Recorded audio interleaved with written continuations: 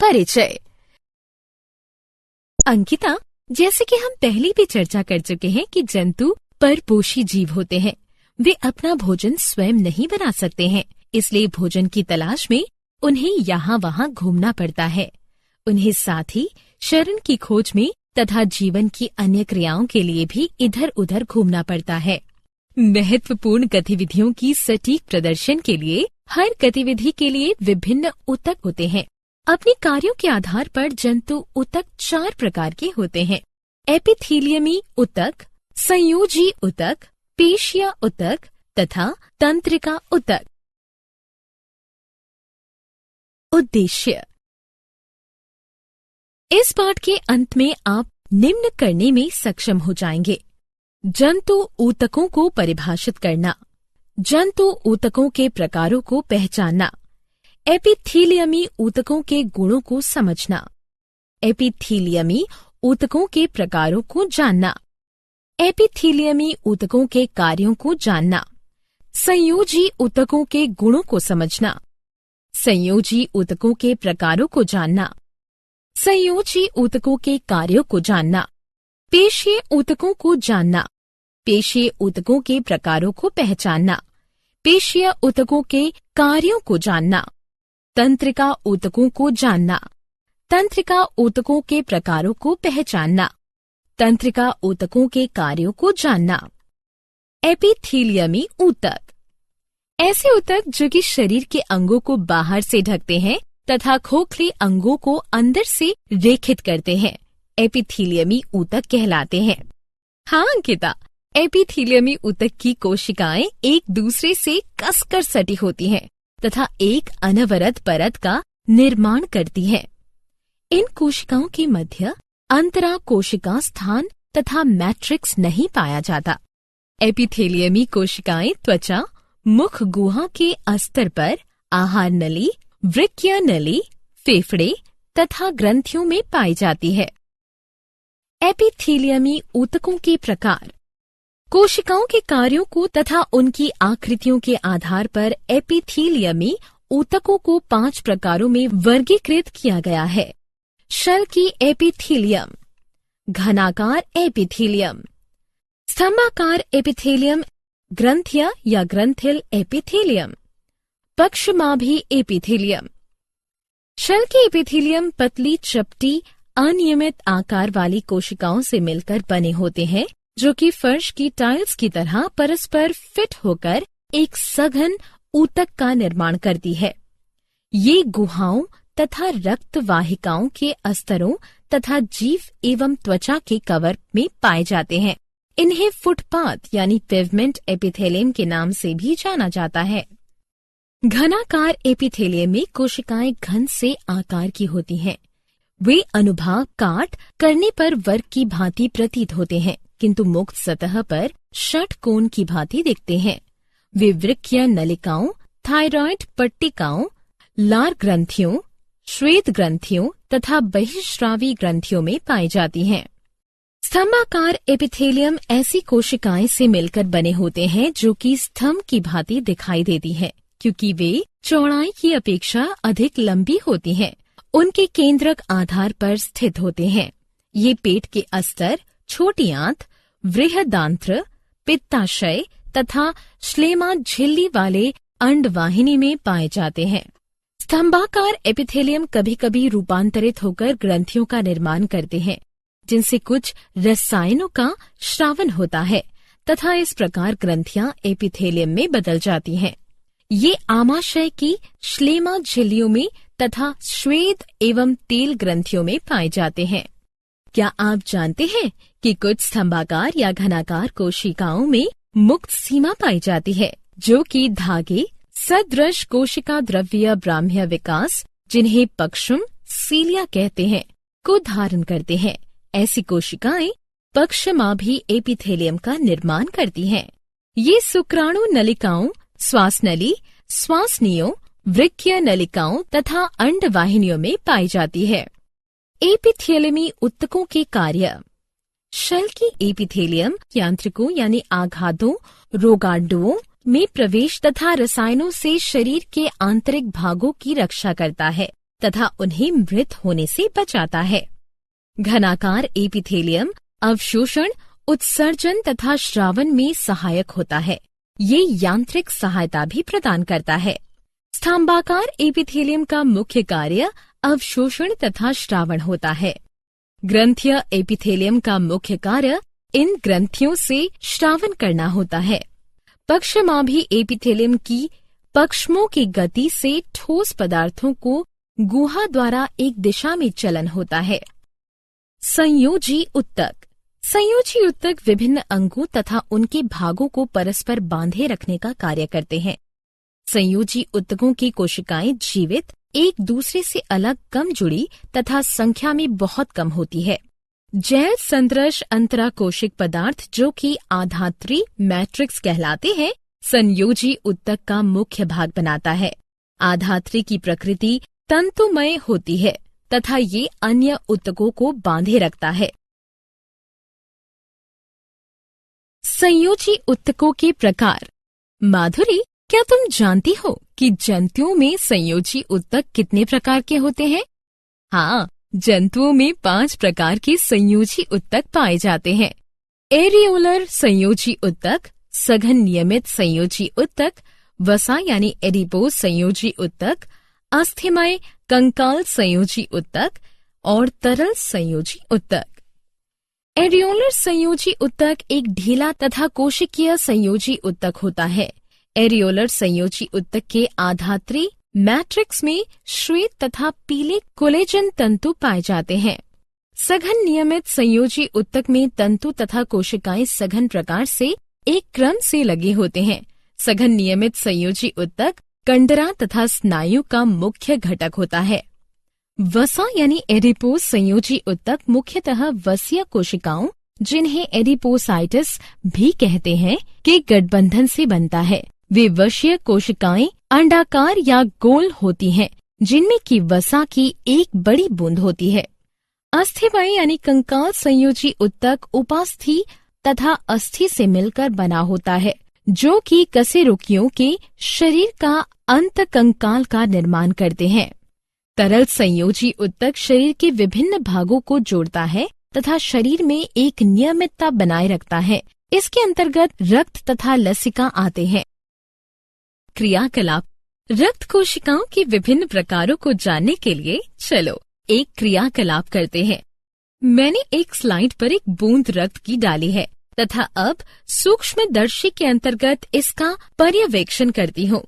हम लाल रुधिर कोशिकाओं या रक्ताणु इरिथ्रोसाइट, श्वेत रुधिर कोशिकाओं या श्वेताणु ल्यूकोसाइट तथा पट्टिकाणु प्लेटलेट को देख सकते हैं। प्लाज्मा रुधिर का कुल 55% भाग बनाता है। प्लाज्मा एक जटिल तरल है जिसमें अकार्बनिक लवण तथा कार्बनिक पदार्थ जैसे एल्ब्यूमिन, ग्लोबुलिन तथा फिब्रिनोजन, ग्लूकोज, एमिनो अम्ल, वसा, विटामिन, एंजाइम, हार्मोन तथा त्यज्य पदार्थ जैसे यूरिया तथा यूरिक अम्ल पाए जाते हैं। मानव लाल रुधिर कोशिकाएं गोल, उभयावतल यानी वाइकोनकेव तथा संख्या में अधिक होती है। इनमें लोह युक्त जटिल प्रोटीन हीमोग्लोबिन पाई जाती है, जिसके कारण इसका रंग लाल होता है। श्वेताणु यानी ल्यूकोसाइट अमीबिया केंद्रक युक्त तथा श्वेत होते हैं। वे आकार में बड़े किंतु संख्या में कम होते हैं। ये 2 प्रकार के होते हैं। अकन कोशिकाएं यानी एग्रेन्युलोसाइट बिना कण युक्त तथा बिना लोब युक्त केंद्रक वाले होते हैं। ये 2 प्रकार के होते हैं, मोनोसाइट तथा लिम्फोसाइट। कण कोशिकाएं ग्रेन्युलोसाइट में कोशिका द्रव्य कण तथा लोब युक्त केंद्रक पाया जाता है। ये 3 प्रकार के होते हैं, न्यूट्रोफिल, एसिडोफिल तथा बेसोफिल। रुधिर पट्टिकाणु प्लेटलेट छोटे अकेंद्रकीय बड़ी अस्थि मज्जा की कोशिकाएं, जिन्हें मेगाकैरियोसाइट कहते हैं, के विखंडन से बनती है। संयोजी उत्तकों के कार्य। एरियोलर संयोजी उत्तक के सहायक उत्तक है तथा ये देह गुहा में स्थित अंगों के मध्य पैकिंग उत्तकों का कार्य करते हैं। ये आघात के पश्चात उत्तकों की मरम्मत करता है, विषों से लड़ता है तथा त्वचा के नीचे स्थित पेशियों को स्थिरता प्रदान करता है। सघन नियमित संयोजी उत्तक जोड़ों को मजबूती प्रदान करता है तथा साधारण गति की अनुमति देता है। माधुरी, क्या तुम जानती हो कि स्नायु में अत्यधिक खिंचाव के कारण मोच आती है? वसा एडिपोज संयोजी उत्तक वसा को संचित करता है, शरीर तथा पैरों को आकृति प्रदान करता है, अंतरंग अंगों को नियमित आकार देता है, वृक्कों तथा नेत्र गोलकों को के आसपास आघात को अवशोषित करने वाले गद्दे की भांति कार्य करता है तथा इंसुलेटर की भांति भी कार्य करता है। अस्थिमय कंकाल संयोजी उत्तक अंततः कंकाल का निर्माण करता है, शारीरिक अंगों को सहायता तथा लचीलापन प्रदान करता है, मुख्य अंगों को सुरक्षित रखता है तथा कैल्शियम एवं फॉस्फेट को संचित करता है। तरल संयोजी उत्तक पूरे शरीर के उत्तकों को पोषित तत्वों, हार्मोन तथा विटामिन का परिवहन करते हैं तथा पूरे शरीर को उत्तकों से उत्सर्जी पदार्थों को यकृत तथा वृक्क तक ले जाता है। पेशीय उत्तक। पेशीय उत्तक अनियमित कोशिकाओं से मिलकर बने होते हैं, जिन्हें पेशीय तंतु कहते हैं। पेशियों में विशेष प्रोटीन पाई जाती है, जिन्हें संकुचनशील प्रोटीन भी कहते हैं। जब ये प्रोटीन सिकुड़ती है या संकुचित तथा शिथिल होती है, तब गति होती है। पेशीय उत्तकों के प्रकार। अंकिता, स्थिति, संरचना तथा कार्य के आधार पर पेशीय तंतु 3 प्रकार के होते हैं: रेखित पेशी, चिकनी पेशी, कार्डिक यानी हृदय पेशी। रेखित पेशियां पैर, जीभ, उदर, भित्ति, ग्रसनी तथा ग्रसिका में पाई जाती है। इनमें एक के बाद एक हल्के तथा गहरे रंग की रेखाएं या धारियां पाई जाती हैं। ये लंबी, बेलानाकार, शाखा रहित तथा बहुनाभीय होती हैं। ये पेशियां हमारी इच्छा के अनुसार गतिमान होती हैं, अतः इन्हें ऐच्छिक पेशियां भी कहते हैं। चिकनी पेशियां आमाशय की भित्तियों, आंत्र, रक्त नलिकाओं, आंख की आइरिश तथा गर्भाशय में पाई जाती है। ये आकार में छोटी, एक केंद्रिकाएं तथा तर्कु रूपी होती है एवं परतों के रूप में व्यवस्थित होती है। ये पेशियां हमारी इच्छा के अनुसार गतिमान नहीं होती, अतः इन्हें अनैच्छिक पेशियां भी कहते हैं। कार्डिक यानी हृदय पेशियां हृदय के मायोकार्डियम में पाई जाती है। वे रेखित तथा चिकनी दोनों तरह की होती हैं। हृदय पेशियां शाखित रेशों से मिलकर बनी होती हैं। ये शाखाएं परस्पर मिलकर एक जाल का निर्माण करती हैं। प्रत्येक रेशा सार्कोलेमा द्वारा घिरा होता है तथा इसके अंदर एक मध्य में केंद्रक तथा अनुदैर्ध्य मायोफाइब्रिल के साथ सार्कोप्लाज्म पाया जाता है। अंतराकोशिक स्थान अधिक मात्रा में पाए जाने वाले ढीले संयोजी उत्तक द्वारा भरे रहते हैं। रेखित पेशियां गमन तथा शरीर को ऐच्छिक गति करने के लिए बल प्रदान करती है। चिकनी पेशियां अनैच्छिक पेशियां होती हैं, अर्थात वे हमारी इच्छाओं के अनुसार कार्य नहीं करती हैं। आहार नली में भोजन का आगे बढ़ना, नलिकाओं का खुलना तथा बंद होना आदि चिकनी पेशियों के कारण ही होता है। कार्डिक यानी हृदय पेशियां जीवन भर तेजी से संकुचित तथा शिथिल होती हैं। ये संकुचन तथा शिथिलन हृदय कोशिकाओं को रुधिर को पंप करने में तथा रुधिर को शरीर के विभिन्न भागों तक पहुंचाने में सहायक करता है। तंत्रिका उत्तक। तंत्रिका उत्तक वो उत्तक है जो हमारे शरीर को संदेश प्रवाहित करता है। तंत्रिका उत्तक में मुख्य एकल कोशिकाएं पाई जाती हैं, जिन्हें तंत्रिका कोशिका या तंत्रिक कोशिका कहते हैं, जिनमें कि शरीर के अंदर और बाहर उद्दीपनों को ग्रहण करने तथा उन्हें शरीर के विभिन्न भागों तक पहुंचाने की क्षमता होती है। ये उद्दीपन एक तंत्री कोशिका से अन्य तंत्री कोशिका तक जाता है। माधुरी, क्या तुम्हें पता है कि प्रत्येक तंत्री कोशिका में 3 भाग पाए जाते हैं? कोशिका काय, सायोटिन, धूम्राक्षय तथा तंत्रिकाक्ष, एक्सान। सायोटिन या कोशिकाएं में एक मध्य केंद्रक तथा कोशिका द्रव्य पाया जाता है, जिसमें गहरे रंजित कण पाए जाते हैं, जिन्हें निसेल ग्रेन्यूल कहते हैं।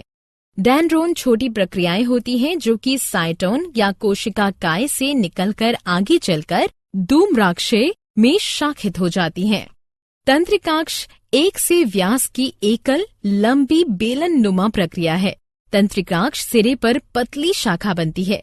प्रत्येक शाखा एक फुली हुई संरचना जिसे सिनेप्टिक पुटिका कहते हैं में जाकर मिलती है। तंत्रिकाक्ष को तंत्रिका तंतु भी कहते हैं। एक एकल तंत्रिका तंतु की लंबाई 1 मीटर होती है। तंत्रिका ऊतकों के कार्य। यह दुम्राक्ष उद्दीपनों को ग्रहण करता है तथा तंत्रिकाक्ष उद्दीपनों को कोशिका काय से दूर ले जाता है। उद्दीपन तंत्रिका कोशिका के तंत्रिकाक्ष के साथ वैद्युत क्रियाकलापों का एक मार्ग होता है। क्या आप जानते हैं जंतुओं में सर्वप्रथम एपिथीलियमी ऊतकों का विकास हुआ था। एपिथीलियमी ऊतक सबसे सरल प्रकार के ऊतक होते हैं। शरीर के कुल भार का 40% रेखित पेशियां बनाती हैं। लाल अस्थि मज्जा में हीमोसाइटोप्लास्ट विकसित रुधिर कोशिकाओं को जन्म देते हैं। मानव शरीर में लगभग 6.8 लीटर रक्त पाया जाता है।